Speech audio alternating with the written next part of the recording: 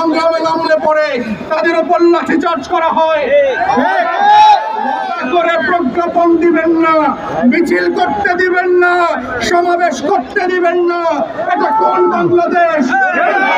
এই হাসিনার বাংলাদেশ তো আমরা 24-25 চাই নাই।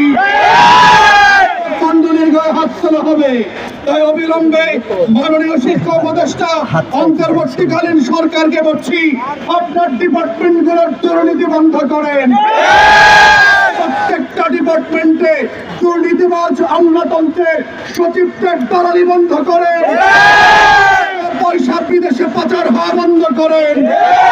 নাহলে যে সেফ এক্সিটের আলোচনা চলছে, শুধু উপদেষ্টারা না, আমলারা যেই ডিপার্টমেন্টে আছেন, সচিব আর পিবিডিপিডি, আপনাদেরও পালানোর জায়গা পাবেন না। আমাদের দাবি খুব পরিষ্কার, এই শিক্ষক মন্ডলীর সাথে আপনারাই কথা বলেছেন, আপনারাই আলোচনা করেছেন, আপনারাই একমত হয়েছেন। আপনারা একমত হওয়ার পরেও সেই প্রজ্ঞাপনটা কেন জারি হচ্ছে না? তার ন্যায্য জবাব দেবেন। তা না হলে আজকে 4টার মধ্যে শিক্ষক মন্ডলীর পক্ষ থেকে যে আলটিমেটাম দিয়েছে, সেই প্রজ্ঞাপনের চিঠি ইস্যু করবেন। থানায় ফানায় প্রতিশোধ চলবে না। শেখ হাসিনার বাংলাদেশ না। দুপুরে কলা গাছ তাল গাছ দেখাবেন, সেই বাংলাদেশে আমরা আর বাস করি না।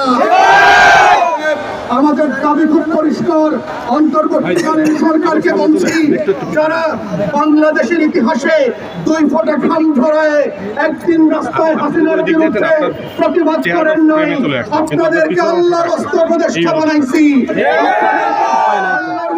সরকারের দায়িত্ব দিয়েছি।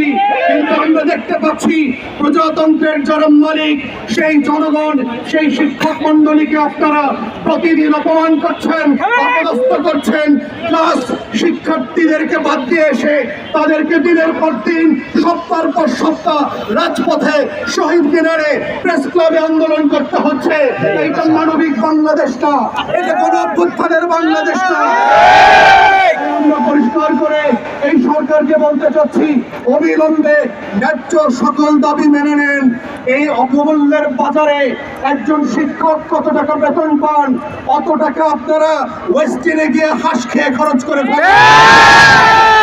সেই বাংলাদেশে মাথায় রাখতে হবে আপনাদের শিক্ষার্থীদের ভবিষ্যতের কথা, আমার এই রাষ্ট্রের কোমলমতি শিশুদের কথা, আমার ছাত্র ছাত্রীদের কথা।